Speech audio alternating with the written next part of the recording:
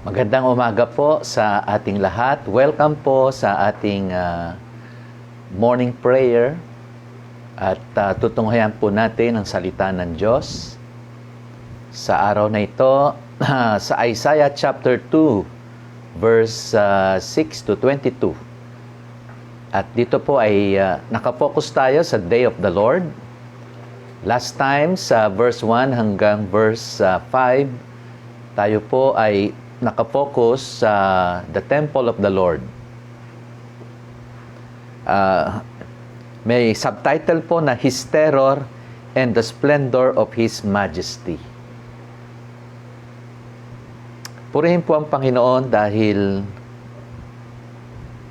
napakabuti niya at siya po ay makapangyarihan sa lahat. Makikita po natin ang sequence ng Book of Isaiah para pong up-down eh. Merong encouragement, merong warning, may encouragement, may warning, upang ang tao ay talagang lumapit sa Kanya. Kasi pareho po na ang encouragement ay warning, at warning ay nakadesign po ito upang tayo lumapit sa Panginoon Diyos. Especially sa panahon po natin sa ngayon. So tayo po ay sumandaling manalangin sa umagang ito. Ama naming Diyos, kami po ay nagpupuri, nagpapasalamat sa panibagong buhay kalakasan na ipinagkaloob po ninyo sa amin. Salamat dahil marami po sa iyong mga anak ay malusog at masigla. Dalangin din po namin, Panginoon, ang mga merong karamdaman, ang mga nasa banig ng karamdaman, ang inyo pong kagalingan, ang inyo pong pagpapalakas, ang inyo pong provision, ay kanila pong maranasan. At gayon din po, magtagumpay kami sa pagganap, sa pagsunod sa inyo pong kalooban, kahit po sa gitna ng krisis na ito na nararanasan po namin. Maraming salamat po, O Diyos. Nawa po pagpalain ninyo ang inyong mga salita. Patawarin niyo po kami at linisin sa aming mga kalikuan, sa aming mga pagkakasala, sa aming mga priorities na hindi po umaayon sa inyo pong kalooban. At sa araw na ito, muli makita po namin ang inyo pong nais sa buhay namin. At lalong higit na maging malapit kami sa iyo, Panginoon. Sa iyo kami magtiwala. Ang focus ng aming isip, puso ay nasa iyo. Maraming salamat po sa pangalan ni Jesus. Amen.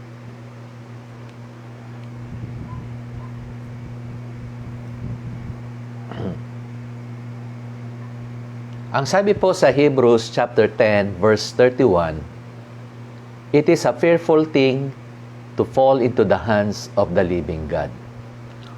Ang sinulatan po dito sa Book of Hebrews ay mga mananampalataya. Mga mananampalataya na nakakalimot sa Panginoon Diyos. At sila'y nahuhumaling sa takbo ng sanlibutan.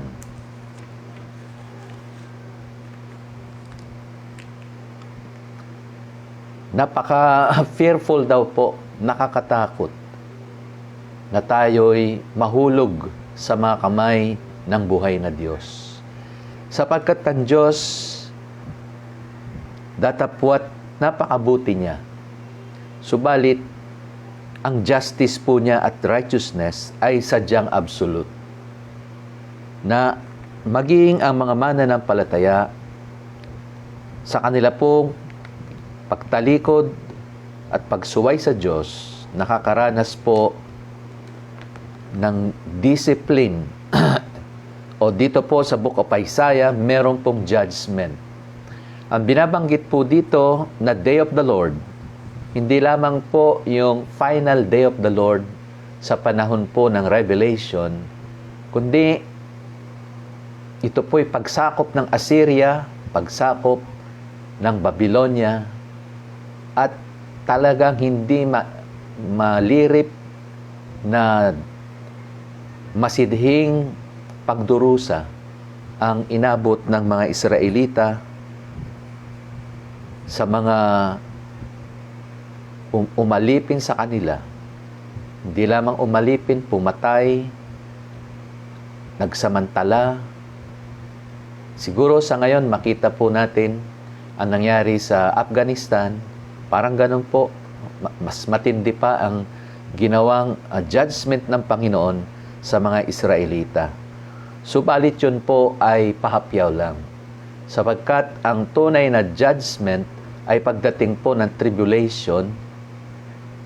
At of course, ang pinakamasidhi ay ang lake of fire. Of course, hindi po aabot doon ang isang mananampalataya. Subalit sa tribulation, ang Israel at iba pang mga tao sa panahon po ng Great Tribulation ay sadyang magturusa ng matindi na maging ang mga mananampalataya, kung hindi po iiksian ng Diyos ang Day of the Lord o ang judgment niya, ay talagang matindi rin po ang mangyari sa kanila. So it is a fearful thing to fall into the hands of the living God. Gaano po ba nakakatakot? Sabi niya dito, imagine po natin yung pinakamatinding bagyo o natural disaster na na-witness na po natin. Siguro po ang pinakamatindi sa aking pong palagay at sa aking pong nasaksihan yung pong Yolanda dito po sa Pilipinas. Talagang ito'y ayon din sa kwento ng mga napuntahan namin noon sa lugar po ng Tacloban. Ang mga tao, dahil sa lakas ng bagyo, ang mga bangkay ay nakasabit po sa mga puno. Talagang matindi. Ang tao nililipad dahil sa lakas ng disaster na ito.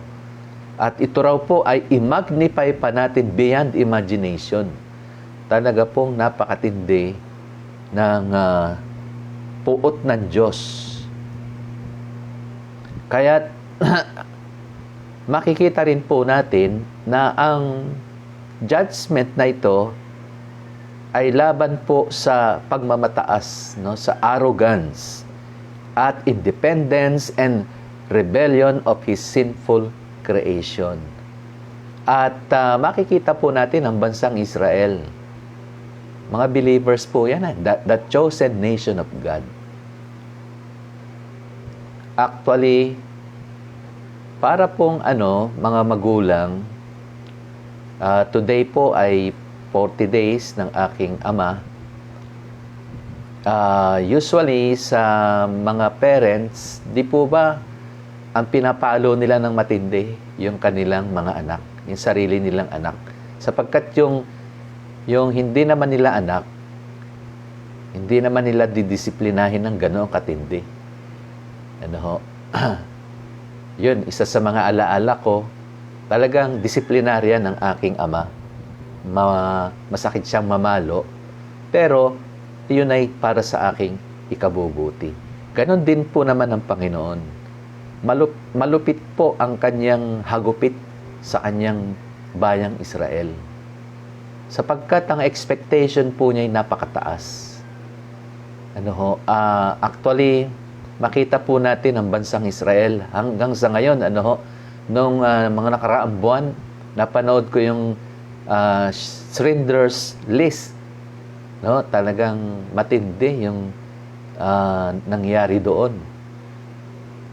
Na doon po sa pelikula, nung sinunog na po yung mga bangkay, akala ko winter.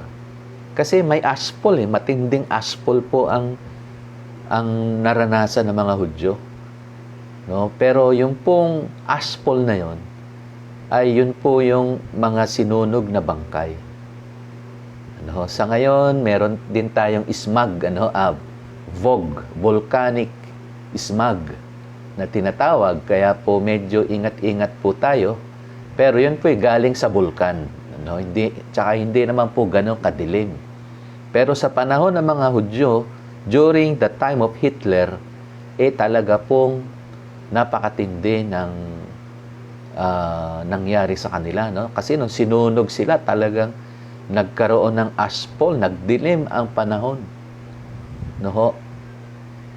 Pero salamat doon sa mga remnant, no? Yung mga remnant Jew na nailigtas po ni Strindlers sa kanyang pagmamalasakit. Hindi naman po, sabi niya, hindi naman ako mabuting tao, pero kahit po masamang tao ay naging mabuti dahil sa nakita po niyang kalupitan ng kanyang mga kababayan laban sa mga Hudyo. Napakaganda po ang lesson na nakita po natin.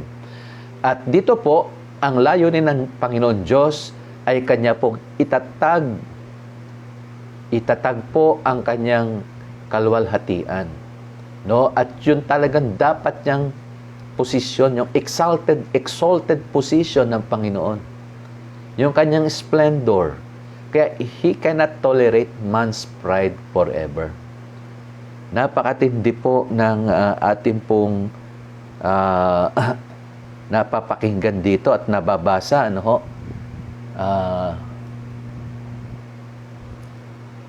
Talagang ipapakita po ang bagsik ng paghuhusga ng Panginoon Diyos, especially sa kanyang bayang Israel.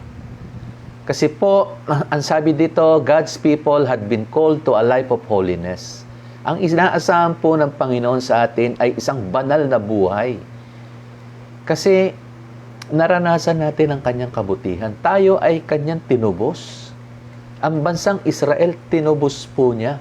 At ang bansang Israel, siya dapat ang magpapakita ng kaluwalhatian ng Diyos. Subalit ang bansang Israel ay nakiayon sa takbo ng sanlibutan.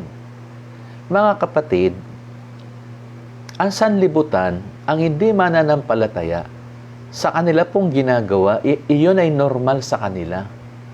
Of course, lahat po ay nilalang sa wangis ng Diyos. Kaya nga po, kahit hindi mananampalataya, nandun din ang puot ng Diyos. Pero sa isang mananampalataya, mas matindi. Kasi ang inaasahan, ang expectation sa atin ng Diyos, mas mataas kaysa sa hindi mananampalataya. No? Minsan po, may mga believers talagang antindi ng kanilang condemnation sa mga hindi mananampalataya.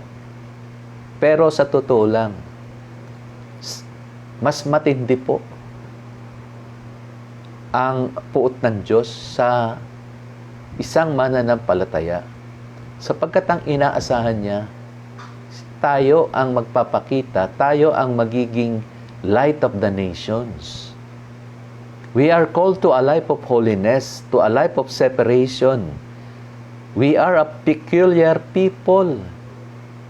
Tayo po iba na kailangan po ay mamuhay kasi tayo po ang magiging ilaw ng sanlibutang ito.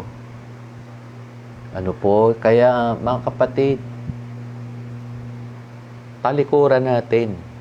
Huwag tayong umayon sa takbo ng sanlibutan. Kasi po, kung wala nang impact ang buhay natin, wala na pong patutuo.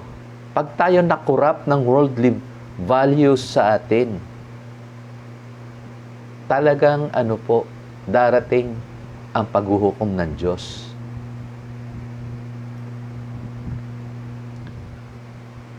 So, makikita po natin ang Day of the Lord, talagang ito po ay kanyang ibababa ang mapagmataas at ang mga mapagmataas ay sadyang manginginig sa harap ng presensya ng ating maluwalhating Diyos. Meron pong 3 description ng mapagmataas na siya pong ibababa ng Panginoon Diyos dito po sa ating talata. Verse 6 hanggang 22, ng chapter 2. Una po, self-absorb. Ano po? Ayun, salamat po. Ang pag-aaral na ito, nakatulong po ng malaki yung aking reference, si Paul Apple. Ayun po, napakaganda ng kanyang exposition, kaya inadapt po natin sa araw na ito. No? Self-absorb. Mga taong sarili lang. No? Absorb sila sa sarili nila. Mas iniisip po nila yung sarili nila.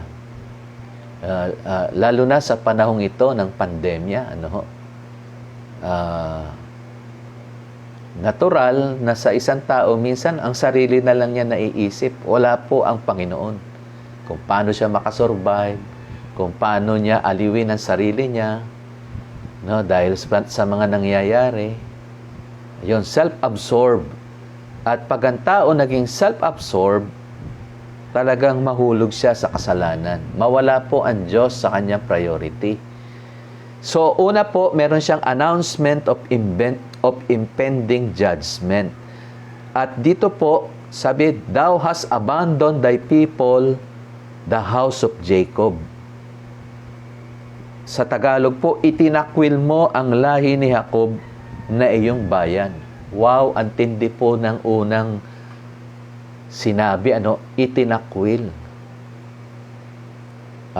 Talagang matindi yung mga salita. Di po ba sa mga natutunan natin, nothing can separate us from the love of God, which is in Christ Jesus our Lord.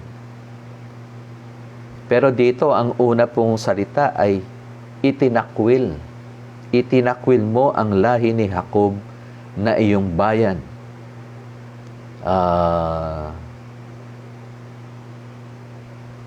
In a sense, totoo po ito dahil inabandon po sila ng Panginoon na masakop ng Assyria. Supposed to be, andun po ang protection ng Panginoon sa kanyang bayang Israel, pero itinakwil po sila at this time. Nakakalungkot man po, talagang ito po ang nangyari.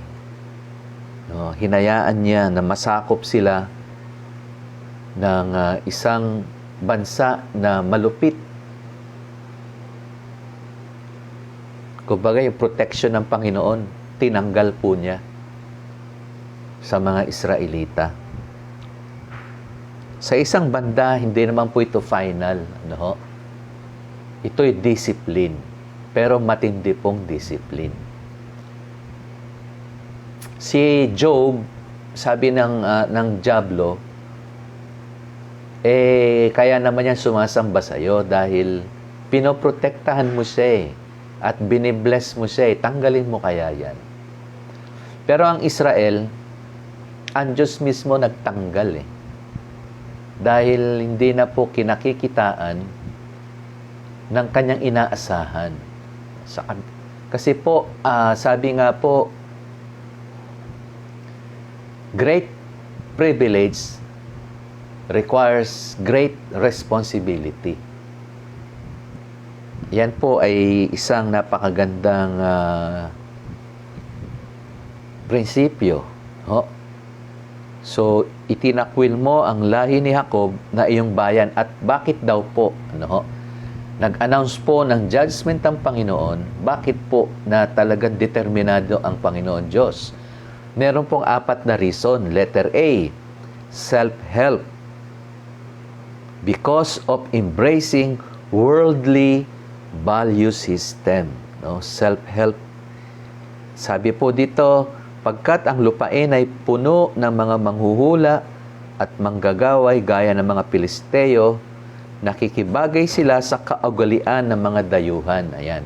Embracing worldly value system. Kung ano ang pinahahalagahan ng mundo, yun po ang pinahahalagahan ng Israel. They are filled with influences from the east, and they are soothsayers like the Philistines, and they strike bargains with the children of foreigners. Yung impluensya ng east, o ng silangan. Ito po ay idolatry. Sabi rito, mga manghuhula. Ba't ka ba nagpapahula? Kasi umaasa ka doon sa magandang sasabihin sa'yo ng manghuhula. Doon ka umaasa sa salita ng nanghuhula. Umaasa sila sa mga prediction. At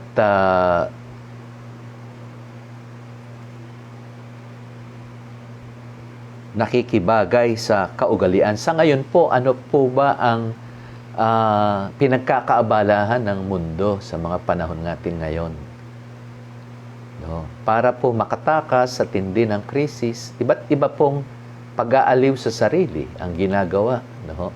Ang bago pong idol ngayon ay tube. Yung screen, lagi nasa screen. Wala nang ginawa kundi parang sumasamba ka na sa screen dahil doon ka na maghapon, pati priorities mo nandoon na. Wala nang ibang ginawa, games, ganon, Netflix, halos wala nang, dahil sa pag-aaliw ng tao, wala nang panahon sa Diyos, wala nang panahon sa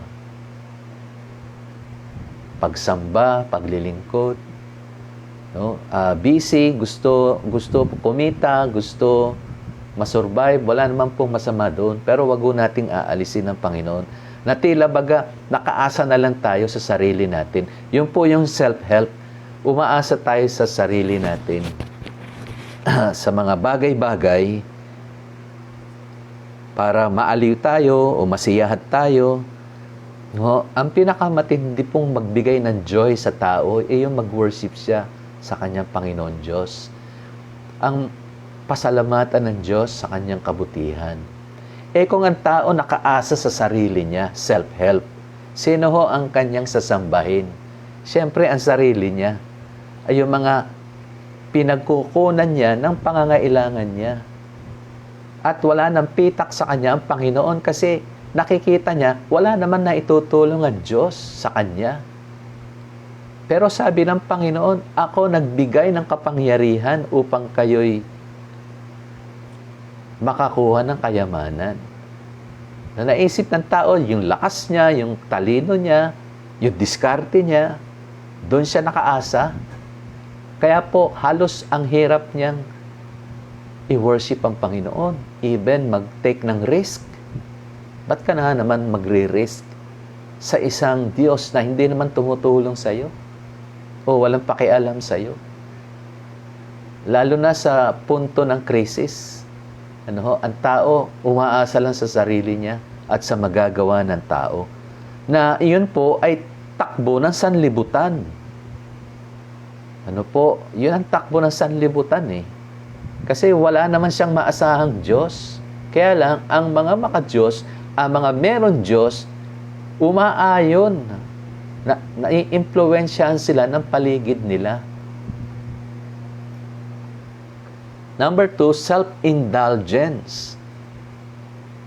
Self-indulgence. Because of their excessive materialism. Talagang materialistic po. Sabi po dito, their land has also been filled with silver and gold, and there is no end to their treasures. Sagana ang lupain sa ginto at pilak at walang pagkaubos ang kanilang kayamanan.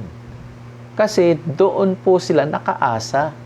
Sa kikita sila ng kayamanan, kaya dumadami. Sabi nga po, kung magsisikap ka, talaga namang sasagana ka. At kaya po halos walang panahon sa Diyos. Kaya po sumagana yan. Marami silang silver, gold, walang katapusan ng kayamanan nila kasi patuloy din ang pag-asa nila sa sarili nila. Ito po yung resulta ng sarili nila. Pero di po ba nung sila na may umasa sa Diyos, noong panahon na sila'y paalis ng Egypt, di ba yung mga Egyptians, pinagbibigay nila yung silver and gold? No, talagang actually ang dami po nilang daladalang kayamanan nung tumakas sila galing ng Egypt, no. Yun na rin po ay dahil din sa Panginoon Diyos. Kasi siya naman ang provider natin. Ano ho? Yun po ang deception no ho, ng tao. Sabi nila, wala akong panahon sa worship kasi kailangan kong kumita eh. Kailangan kong dumami ang material na bagay. Kaya wala akong panahon sa Diyos. Ayan, ito po yung sinasabi ng talata. Ano pa po? Self-reliance. Because of their reliance on their military power. Sumunod po, their land has also been filled with horses, and there is no end to their chariots. Sa buong lupa ay maraming kabayo at hindi mabilang ang kanilang karwahe. Talagang, actually, ito nga po yung isa sa pinagbawal yung ang hari ay magkaroon ng napakaraming kabayo at maraming karwahe dahil doon na siya magtitiwala, hindi na sa Panginoon Diyos. Halos hindi na nga nagpipray. No, ang nila ay alyansa. Kanino sila makikipag-alyansa? Kanino sila lalapit? Para maprotektahan sila. Ano pa po? Self-deception. Idolatry. Verse 8. Their land has also been filled with idols. They worship the work of their hands, that which their fingers have made. Puno ng Diyos-Diyosan ang kanilang lupain. Sila'y lumuluhod sa idolong sila rin ang gumawa. Di ba foolishness? Of course, wala naman pong nagpipray na ngayon sa mga Diyos-Diyosan as far as Christians are concerned. Pero minsan yung work natin, yun ang ating sinasamba. Yung mga gawa, yung ating mga ginawa, o yung ating mga ginagawa, yun ang ating sinasamba. So, meron pong transition dahil nga doon sa mga bagay na yon, sa apat na bagay na yon, meron pong call for judgment. Verse 9, so the common man has been humbled and the man of importance has been abased, but do not forgive them. Ang bigat na naman po ng salita, do not forgive them. Nung Sunday lang, talagang sabi natin, ang Panginoon nagpapatawad. No? Pero ang prayer po ni Isaias, Panginoon, hindi na sila karapat dapat patawarin eh. Kasi matindi na yung mga kasalanan nila. Verse 9, kaya ang lahat ng tao ay malalagay hamak at mapapahiya, huwag mo silang patatawarin. No, hindi nila deserve ang pagpapatawad. Talaga pong nag-start sa itinakwil, nagtapos sa huwag patawarin. Talagang ang bigat po nito, itong mga salita na binitawan ni Isaias. Kaya minsan ang mga mananampalataya, inaabuso nila yung biyaya ng Diyos.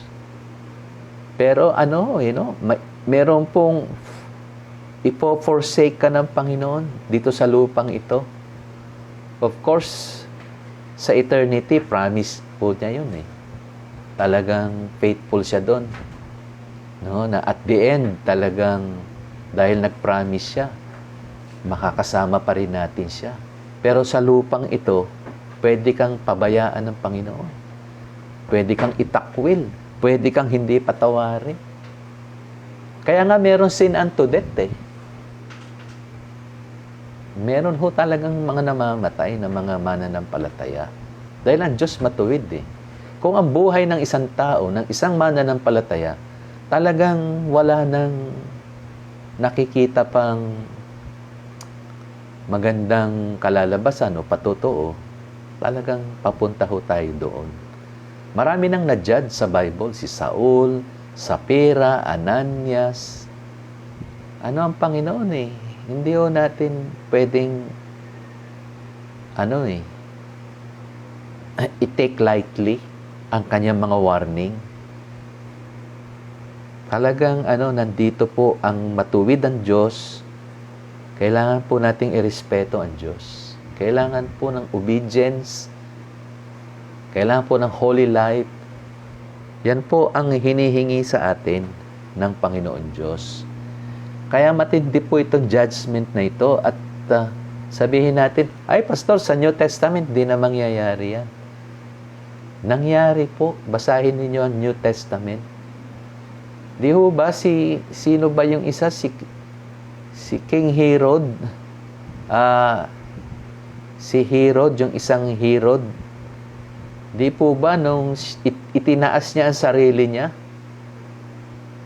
kinain siya ng worm? Di ho ba? Talagang matindi, no? Biro mong kainin siya ng worm? Ganon po katindi ang judgment ng Panginoon. May mga tinamaan ng kidlat, may mga nabulag. Talaga, wag ho nating baliwalain ang warning ng salita ng Diyos.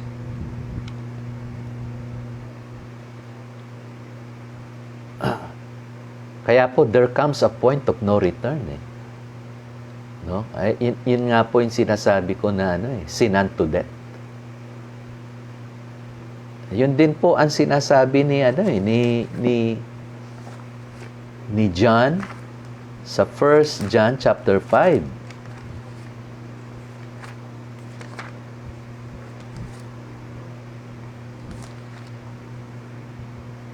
Talagang po dito no?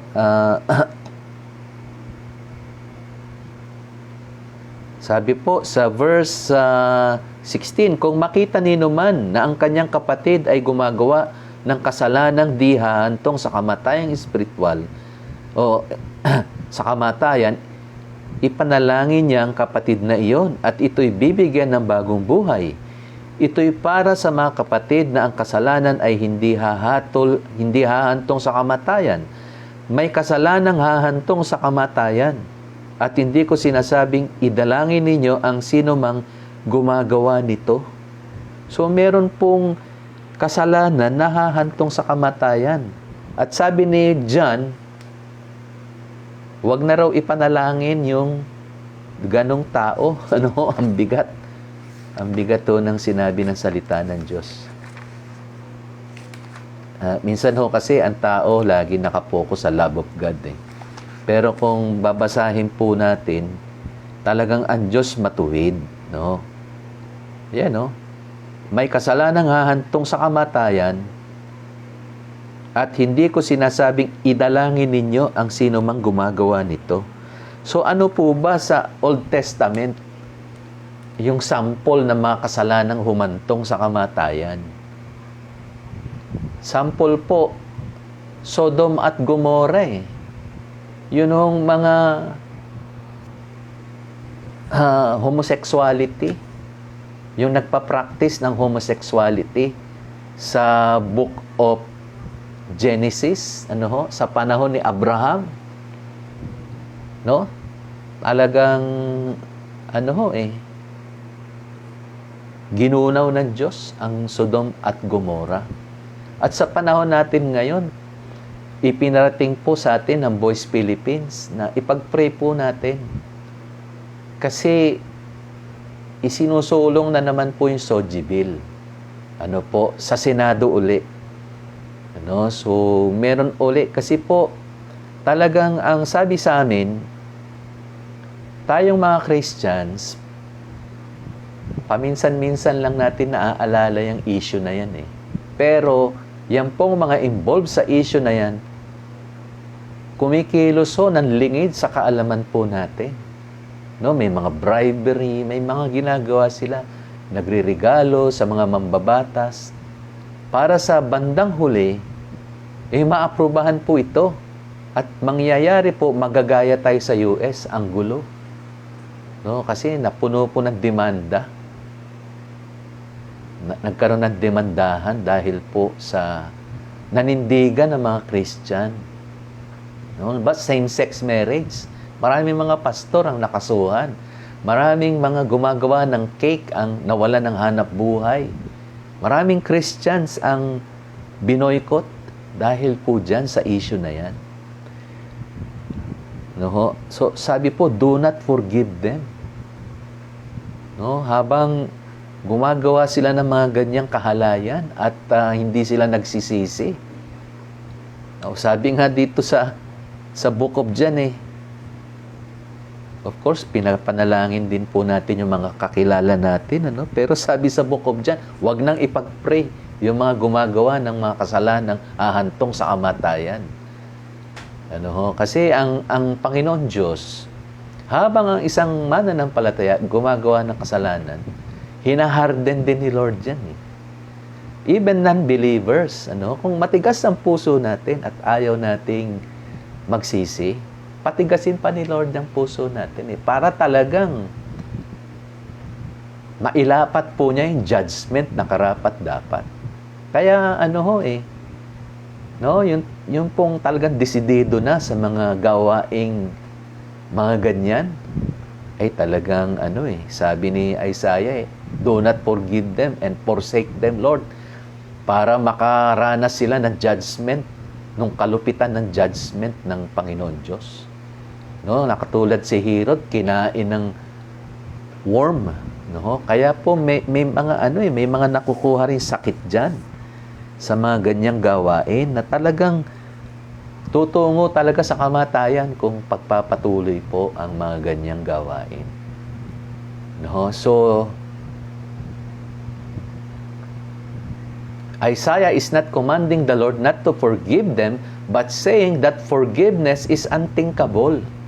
And for sure, you will not forgive them. Yun po yung parang sinasabi ni Isaiah. Pero of course, sinasabi ko nga po, for His name's sake, He will not abandon them utterly. Doon tayo kakapit sa kadakilaan ng promise ng Diyos. Pero sa buhay dito sa ibabaw ng lupa, pwede kang i-forsake ng Panginoon. Pwede kang hindi patawarin. Mararanasan mo ang lupit ng parusa ng Diyos sa iyo. Pero ang isa pong pinaninindigan po natin, utterly, nothing can separate us from the love of God. In the final analysis, talagang hindi natin matatawaran ang pag-ibig ng Diyos. Pero makakaranas po ng tindi ng disiplina. 10 to 17, abase. Sila po ay ibababa ng Panginoon Diyos. Ibababa ng Panginoon Diyos ang kanyang bayan at ang Diyos ay maitataas. Ang sabi po sa verse 10, letter A, Israel abased and the Lord exalted. Enter the rock and hide in the dust. From the terror of the Lord and from the splendor of His majesty, the proud look of man will be abased. So sabi ng Panginoon, magtago na kayo sa mga lungga. Kasi eto na ang terror ng Panginoon Diyos. Ang splendor ng majesty niya. Kasi sabi naman ni Lord kay Moses, magtago ka sa rock kasi pag hindi mo ako makikita dahil mamamatay ka sa tindi ng aking splendor. Yun po ang sinasabi dito. The proud look of man will be abased. Ibabagsak ng Diyos ang kayabangan ng tao. And the loftiness of man will be humbled, and the Lord alone will be exalted in that day. For the Lord of hosts will have a day of reckoning against everyone who is proud and lofty, and against everyone who is lifted up, and that he may be abased. Ang tao po, kung siya'y mapagmataas, sabihin natin, hindi naman ako nagmamataas. Hindi ko lang talaga magawa ang kalooban ng Diyos. Actually, pagmamataas din po yun Ang pagsasawalang bahala sa kalooban ng Diyos ay pagmamataas. Bakit po? Kasi sa isang mananampalataya, ang Holy Spirit nasa atin. Patuloy po na kinokonvict tayo. Ngayon, kung tuloy-tuloy tayo sa kasalanan natin, ibig sabihin po mapagmataas tayo. Yung ayaw po natin magsisi. ayaw po nating unahin si Lord. Ayaw natin isik ang kanyang righteousness. No, sabi mo, ay, gumagawa lang naman ako nito. Ano lang naman to, libangan. May kalooban nga ang Diyos. May nais ang Diyos ipagawa sa'yo. Kaya lang, ang ginagawa mo, yung pansarili mo lang na gusto. Kaya meron nung day of reckoning. Kasi we are called for a purpose. May layunin po ang isang mananampalataya. Na dapat hindi siya umaayon sa takbo ng sanlibutan. At kung siya'y tuloy-tuloy dun sa takbo ng sanlibutan, siya po ay mapagmataas. Kasi ayaw niyang tumalima sa nais ng Diyos sa kanyang buhay. Ang tao po hindi pwedeng maging neutral. Kailangan sa Diyos siya. Kasi sabi ng Panginoong Hesus, He who is not with me is against me. And he who does not gather scatters. Sabi po niya yan sa Book of Luke. He who is not with me is against me. Kung hindi ka sumasang-ayon sa kalooban ng Diyos at sa plano ng Diyos, against ka. At kung hindi raw po tayo nag-gather, nag-i-scatter tayo sa Panginoon Diyos. Ang sabi po dito, the Lord of hosts has a day. May araw ang Panginoon. Di ba? Sa taong gustong gumante, ang sinasabi niya, may araw ka rin sa akin. Ayun, yun ang sinasabi ng Diyos. May araw ako sa inyo. Yun po ang sinasabi niya. At dito po, sinasabi dito na ang Diyos sovereign. Talagang yung araw na yun darating. No? At yun po is according to His good pleasure. Ang araw ng paghuhukom is according to the good pleasure of the Lord. Ang sabi po sa Amos 5:18-20, patungkol po sa day of the Lord, alas, you are longing for the day of the Lord. Sabi niya sa mga Israelita, gusto niyong hintayin ang day of the Lord, ha? Ito mangyayari. Sabi niya, for what purpose will the day of the Lord be to you? Sabi niya sa Israel, it will be darkness, not light. As when a man flees from a lion and a bear meets him. Sabi niya, tumakbo ka sa leon, masalubong mo naman ay mas malupit. Oso, mas malaki. No? Kumbaga, siguro, tumakbo ka sa pandemic, pagtas ng pandemic, may mas matindi pa dyan. Di ba? Sabi nga, natapos na yung alpha. Ang salubungin naman natin ngayon, delta. Pagkatapos ng delta, may lambda. Mas malupit ho yung lambda. Kasi yung lambda, kahit bakunado ka, marami po sa Europe namatay. Mga fully vaccinated na. Yun po yung lambda. Yung delta, matindi na nga ito eh. Actually, parang ilan po yung kahapon? Mga nakaraang linggo, 16,000, 18,000. Malapit na sa 20,000. Kasi delta po yan eh. Matindi yan. Nung isang tao makahawa ng ilan? 20? Ganong katindi po yung na yan eh. At hindi pa po yan ang pinakamatindi. Ang pinakamatindi, lambda. Kasi kahit bakunado na, namamatay pa rin. At yung delta, India po ang pinanggalingan, nakarecover na sila eh. Kasi ang dami nilang bakuna, manufacturer po sila ng bakuna eh, kaya nahabol po nila. Tayo po sa Pilipinas, ang problema, wala tayong bakuna eh. Kulang. Kaya pag talagang ang delta tumama po dito, ang lupit po niya. Kasi wala ho tayong bakuna. Hindi katulad ng mga Israel, US, hindi ho masyado nag-aalala yan sa delta eh. Kahit India, nakaalpas na sila eh. Yung mga walang bakuna po ngayon ang delikado. Yung pong Pilipinas, kasi wala tayong manufacturer. Nakaasa po tayo sa import, kaya yan po. When a man flees from a lion, a bear meets him. Or goes home and leans his hand against a wall, and a snake bites him. No, akala niya nasa bahay na siya, safe na siya. Yung pala may ahas doon sa loob ng bahay. Tindi ho nitong judgment na ito. Will not the day of the Lord be darkness instead of light, even gloom with no brightness in it? Yan po ang warning ni Amos. Pictures of pride being made law, verse 13, and it will be against all the cedars of Lebanon that are lofty and lifted up, against all the oaks of Bashan. No, ito po yung magaganda at malalaking mga puno.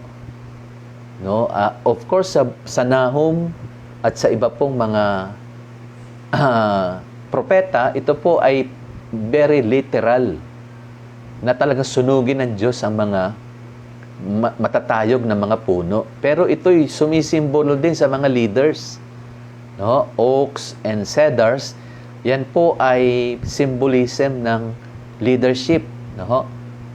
Kasi talagang mas malaki po ang accountability ng mga leaders. Kung hindi po sila aayos, no, talagang matindi kasi sila po ang gagayahin. No, kung ano nakikita sa leader, yun ho ang gayahin. No, kaya mahirap po na kung ano yung nakikita sa atin, yun ang gayahin. No, kaya ingat-ingat din po tayong mga leaders, kung ano yung nakikita sa atin, ano yung mga post natin, kung ano pa man po yun, talagang may pananagutan tayo. Kasi pwedeng gayahin ng mga pinamumunuan natin. Against the lofty mountains, against all the hills that are lifted up, mga bundok, literally, papatagin ni Lord. Of course, metaphorical din po ito. Kasi ito rin po ang sinabi noong dumating ang Panginoong Hesus. Sabi, patagin ang mga bundok, ang mga burol. Sabihing darating na ang Panginoon. So ano po ang pinatag niya? Ni John the Baptist, di ba? Ang kanyang message is, mangagsisi tayo sapagkat ang kaharian ng Diyos ay parating na. Ayan po, patungkol pa rin sa pagmamataas. Yun po yung mga Pharisees, yung mga Sadducees, gustong patagin ng Diyos kaya lang hindi, nagmataas po sila at sila nagpapatay sa Panginoong Hesus. So very symbolic, Impressive fortifications, yung kanilang mga depensa against every high tower, against every fortified wall. Hindi nyo maaasahan yung inyong armed forces. Yung mga nilagay ninyong mga bakod. Wawasakin daw po lahat ng Panginoon dyan. Ng Panginoon.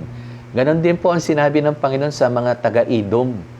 Ito po yung salinlahi ni Iso na nakatira sila sa napakataas na bundok. Anong sabi ng Panginoon? Behold, I will make you small among the nations. You are greatly despised. The arrogance of your heart has deceived you. You who live in the clefts of the rock, in the loftiness of your dwelling place, who you say in your heart, who will bring me down to earth? Though you build high like the eagle, though you set your nest among the stars, from there I will bring you down, declares the Lord.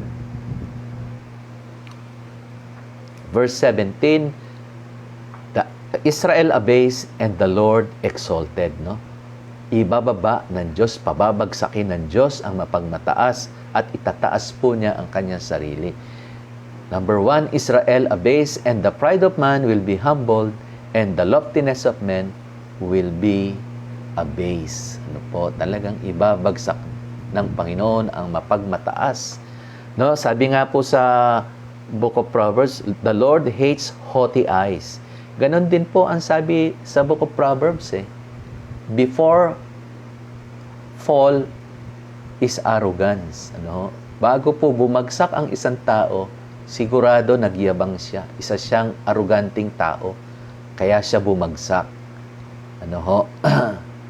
Kaya hindi natin matatawaran ang salita ng Diyos. May pagbagsak po talaga. At nag-uumpisa yon sa ayaw makinig sa salita ng Diyos. Sa pangangaral ng Diyos. No? Hindi pinapakinggan. Hindi ho siniseryoso ang salita ng Diyos. At sabi po, and the Lord alone will be exalted in that day.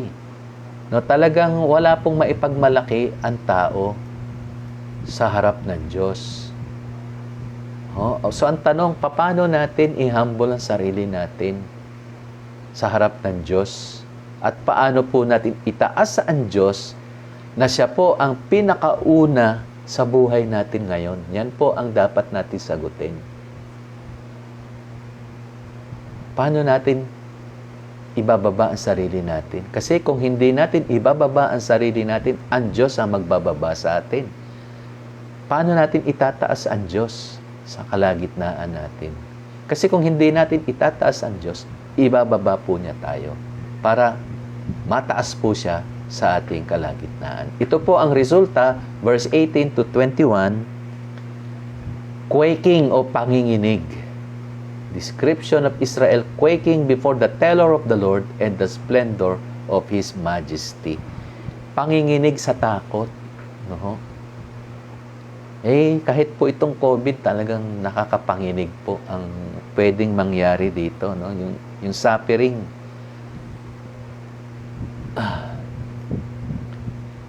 Valued idols cannot stand before the terror of the Lord. Ito na po, no? But the idols will completely vanish, no? Ang idolatry po mawawala. Hindi lang ho yung mga Diyos-Diyosan, kundi yung mga pinaprioritize po natin. Maliban sa Diyos, tatanggalin po lahat ng Diyos yan. No? Yung inaasahan po natin, yung kung saan tayo dumidepende, liban sa Diyos, alisin po ng Diyos yan.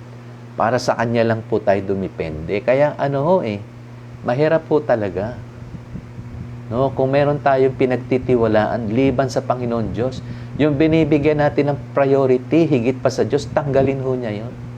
Kaya, kabag-habag po.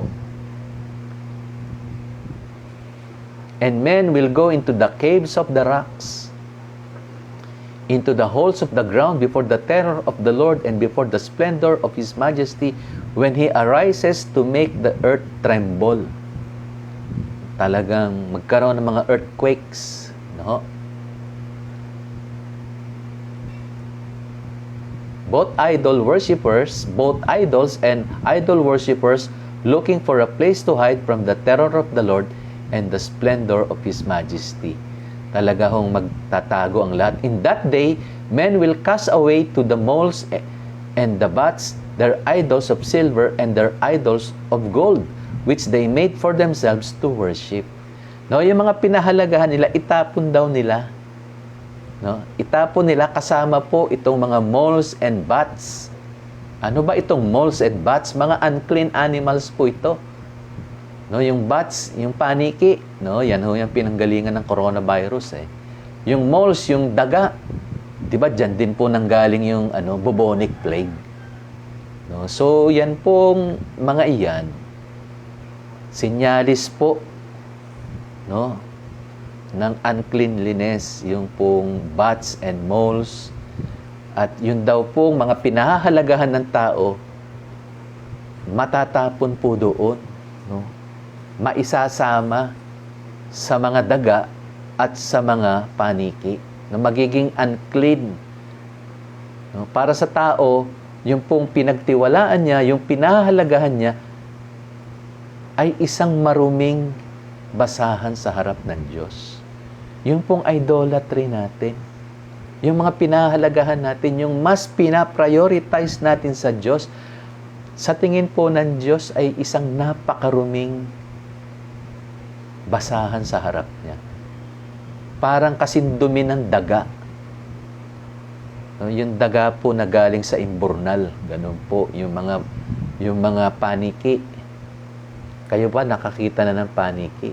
No? So, of course, kinakain ho yan Kaya lang, unclean animal po yan sa harap ng Panginoon. Mga pinanggagalingan po ng sakit ito daga at saka paniki. No? Kaya makita po natin, unclean talaga kasi nagkukos po ng matinding sakit. No? Yun ang tingin ng Diyos sa silver and gold at lahat po ng bagay na mas pinahalagahan po natin kaysa sa Panginoon Diyos. Yung nilalaanan po natin ng mas maraming oras, no, kaysa sa ating Panginoon.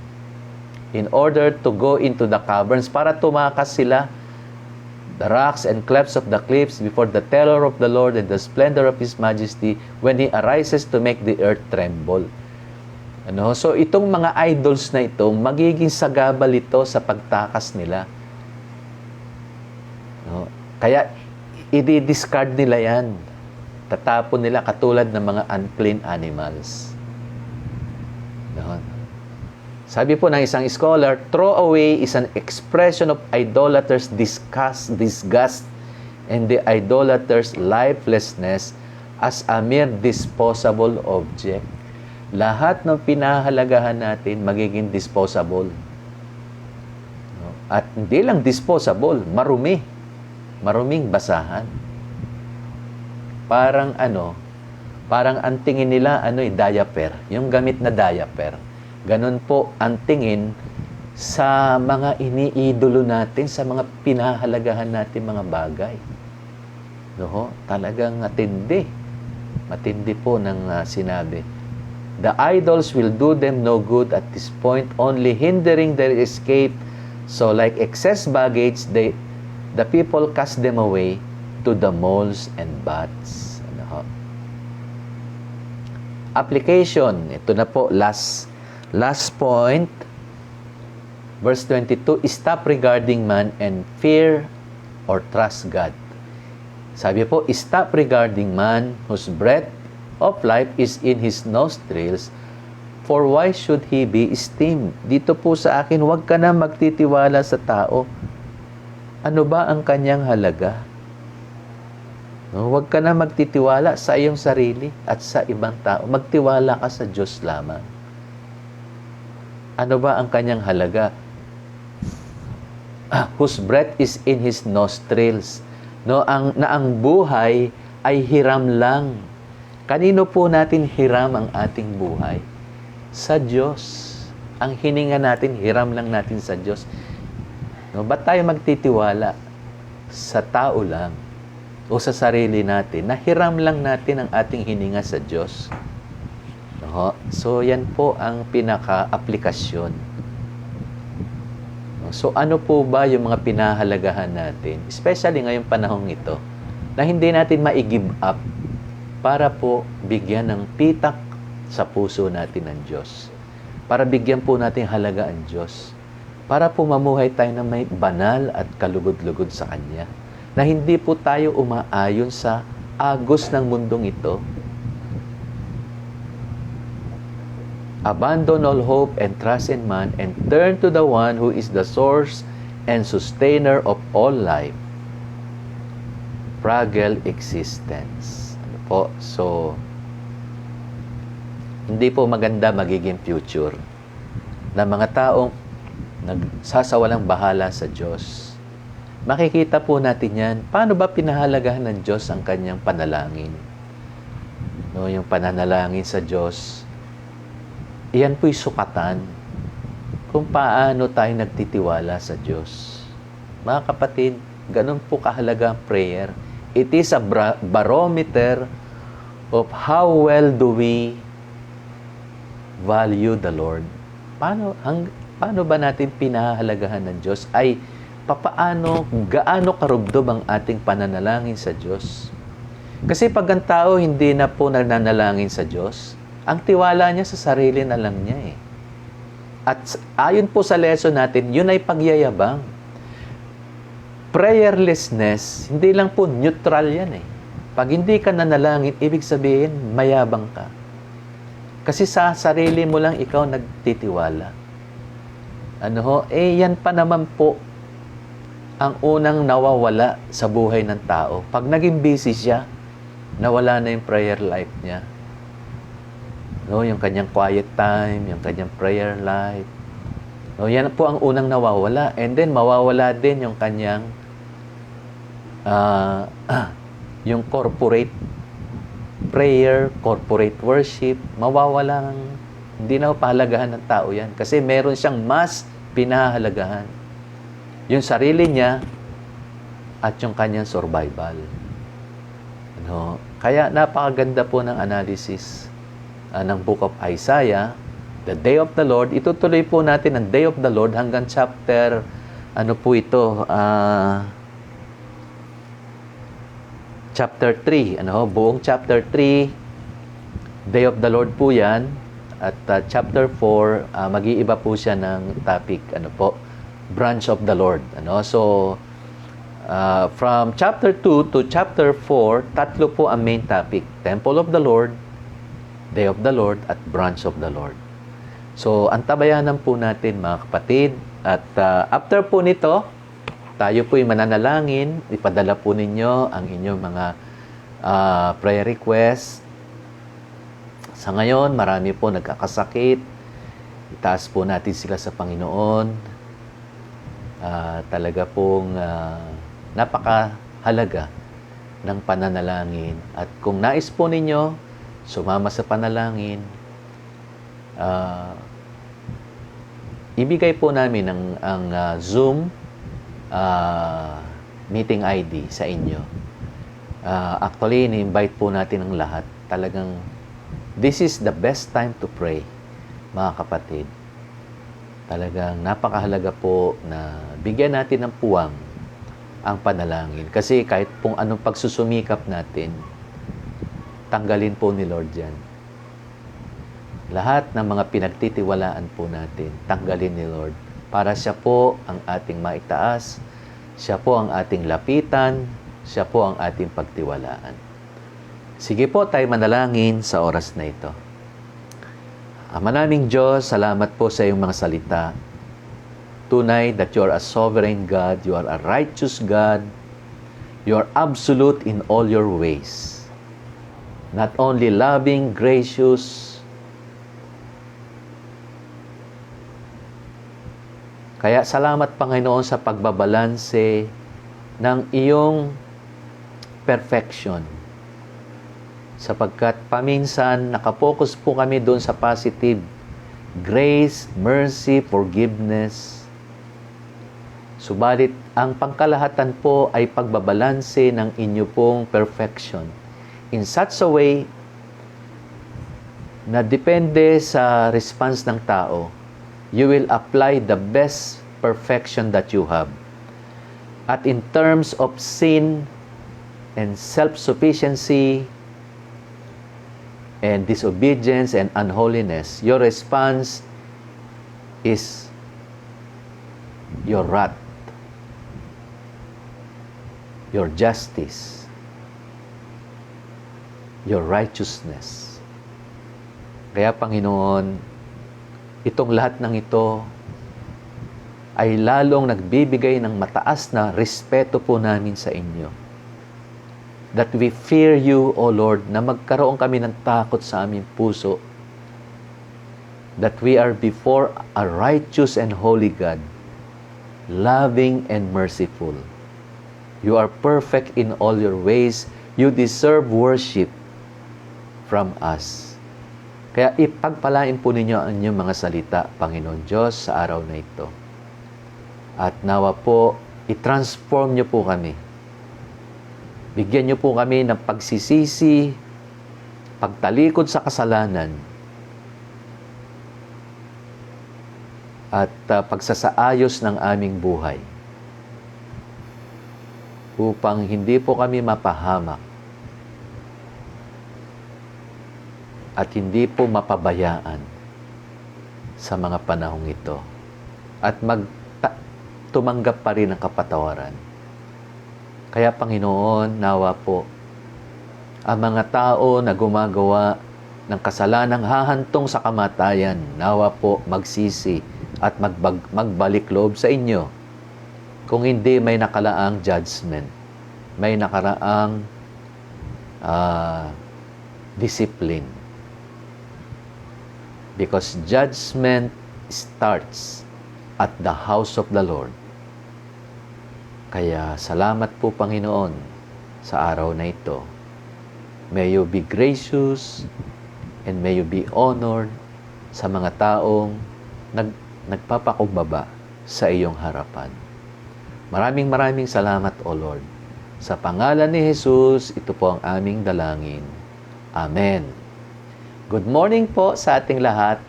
Welcome po sa ating prayer meeting. Antabayanan po ninyo ang Zoom. At magpadala po yung iba, magpadala po kayo ng inyo po mga prayer requests. Maraming salamat. God bless.